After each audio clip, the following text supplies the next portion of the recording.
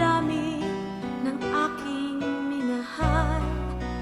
Panandalian lamang at ilan na nagtagal. Iisa pa lamang ang binabalikan, alaala ng kahapong pinabayaan sa